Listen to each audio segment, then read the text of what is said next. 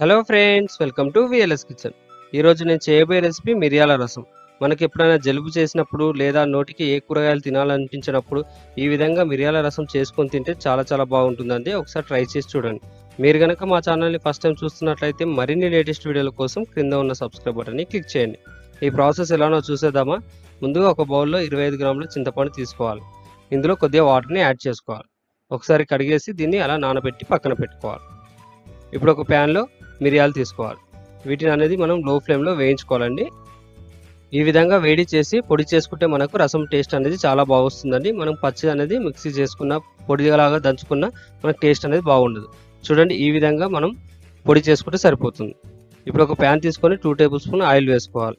Oil వేడి అయిన తర్వాత కొద్దిగా ఆవాలు, కొద్దిగా జీలకర్ర వేసి వేయించుకోవాలి.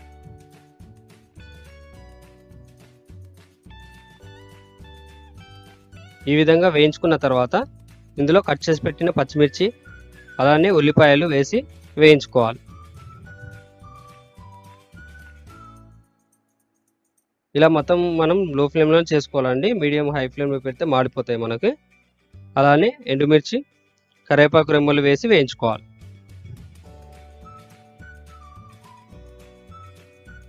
ఇందులో ఇప్పుడు దంచి పెట్టుకున్న వెల్లుల్లి అలానే 1/4 టేబుల్ స్పూన్ పసుపు వేసి కలుపుకోవాలి.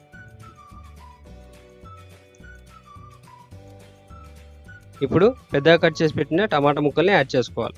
టమాటా ముక్కలు వేసుకుంటే మనకు తినేటప్పుడు చాలా బాగుంటుందండి రసం. చూడండి, ఈ విధంగా కలుపుకొని దీనిపైన మూత పెట్టి 2 నిమిషాల పాటు లో ఫ్లేమ్లో ఉడికించుకోవాలి. ఇప్పుడు ఒకసారి మూత తీసి మొత్తం కలుపుకోవాలి.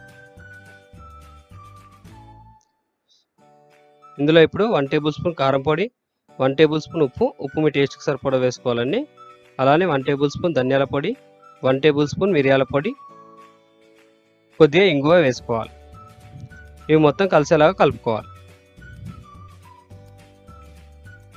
ఇలా కలుపుకున్న తర్వాత ముందుగా నానబెట్టిన చింతపండు నుంచి ఈ విధంగా జ్యూస్ తీసుకొని మనం యాడ్ చేసుకోవాలి. ఇందులోనే 250 ml వాటర్ని యాడ్ చేసుకోవాలి. మనకు చిక్కదనం కావాలంటే కొద్దిగా తగ్గించుకోవాలండి. ఇంకా పల్చగా కావాలంటే కొన్ని వాటర్ కూడా యాడ్ చేసుకోవచ్చు. మన చింతపండు పులుపుని బట్టి మనం వాటర్ని యాడ్ చేసుకోవాలి. దీనిపైన మూత పెట్టి మరో 2 నిమిషాల పాటు లో ఫ్లేమ్లో మరగనివ్వాలి. ఇలా పులుసు మరిగితే మనకు టేస్ట్ అనేది చాలా బాగా వస్తుంది. చూడండి, ఈ విధంగా మరిగితే సరిపోతుంది. చిక్కదనం సరిపోతుంది. ఈ కన్సిస్టెన్సీలో ఉంటే సరిపోతుంది. ఫైనల్గా కొద్దిగా కొత్తిమీర వేసి 1 నుంచి 2 నిమిషాల పాటు లో ఫ్లేమ్లో అలానే ఉంచాలి. అంతే అండి, ఎంతో టేస్టీగా మిరియాల రసం రెడీ. మీరు కూడా ఈ రెసిపీని ఒకసారి ట్రై చేసి ఎలా వచ్చిందో కామెంట్ రూపంలో తెలియజేయండి. మీకు కనుక ఈ వీడియో నచ్చినట్లయితే లైక్ చేసి మీ ఫ్రెండ్స్కి షేర్ చేయండి. Thanks for watching the video.